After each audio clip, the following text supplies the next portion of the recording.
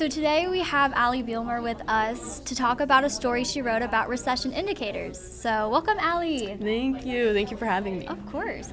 All right, so let's get started. Where did this idea kind of come from? So this idea was actually originally Brooke Riley's story that she pitched, where she basically pitched the idea about how there's a lot of talk about recession indicators in pop culture.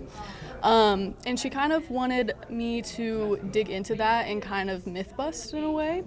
And so it was a really cool idea that I really liked, and I was really glad I got assigned this story. So Yeah, well, that's really cool. And so how does the economics of recession intersect with our social culture? Because I know that's something that you do talk about. Yeah, so that was something that I originally had no idea. Honestly, it was definitely interesting to dive into it. So a lot of the things, a lot of the ways that we react to kind of instability within the economy, we see in pop culture. So there's things like, if you look at the 2008 recession, which that goes to recession music, you see a lot of the music talking about how there's a lot of people that are unable to pay rent the next month. And so they're like, well, and so I'm just gonna go out and have a good time tonight with the money that I do have, because either way, I don't have money that I can pay rent with. So it's, you see that, and then you see it with ways that people will go into doing DIY because it's just cheaper than just buying the thing new. Mm-hmm. So things like that. Got it, yeah. So how have you personally kind of seen our social culture shift with the economy? So me personally, it all goes back to just money and spending. So even if I look at myself, my sophomore year of high school, I didn't hesitate much when it came to buying things. So I would buy clothes new, or if there's a new record that I wanted, I'd buy it, or a new book, something like that. But now it's I hesitate to even buy coffee in the morning. So it's just you see those adjustments within your own life, and when it comes to budgeting and things like that.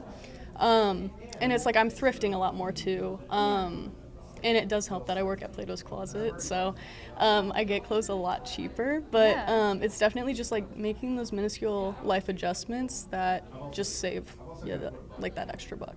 Sure, yeah, that makes sense. I know that there are some buzzwords about recession that are circulating, and what are some things that I guess you've seen being thrown around on social media, or specific terms? Yeah, so the big one that you get is the recession indicators.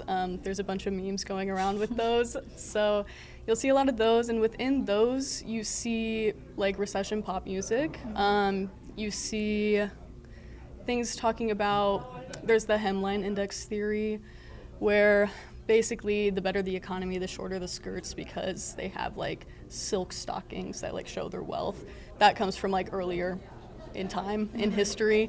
Not really as applicable today, but there are people still bringing it up, talking about how mini skirts are really popular right now and everything. And then there's also you see food pantries and stuff like that. They're a lot more swamped with people who need food. So it's just bringing up those indicators. Yeah. And you see it both in pop culture and just with everyday life. So yeah, for sure. I know DIY culture has kind of started to grow, and how does that relate to this idea of recession? Yeah, so I feel it surrounds two things. There's the comfort of it, and then there's also just budgeting. So for the comfort aspect, you see a lot of people going to DIY as a way to sort of distract themselves, or bring them back to their youth in a way. Yeah. You can see that with tie-dyeing. A lot of people are tie-dyeing, or making jewelry. While it might be different now that they're older, they're making different kind of jewelry than when they were younger, but it's still that same kind of vibe. And then on the budgeting side, you can see that with getting your nails done. A lot of people either do it themselves, or they're getting shorter nails now, because it's just cheaper both ways. But yeah. Interesting. Okay, yeah. And so what was it kind of like for you to write a story like this about something, that's pretty serious, but you have the opportunity to kind of take it in a more lighthearted, trendy tone? Yeah, so I think a lot of that had to do with just the Vox Magazine style of writing. we tend to have a more fun kind of vibe to our stories. And so, but like on top of that, I also think it has to do with, it was easier to do because even the people posting online about it, a lot of them are doing it in a more like this is a serious topic, but like it's kind of funny. Like some of these indicators are like kind of funny that they're coming back around, like 2008 recession music, and like even just like the nails and the styles, like even Hollister just like put out a clothing line that's like early 2000s clothes. They're just like repeating clothes that they had previously. So it's just like, it's definitely a serious topic that we all need to address, but at the same time, it's like we can address it, but also have some lighthearted tones to it to kind of like lessen the blow a bit. Yeah.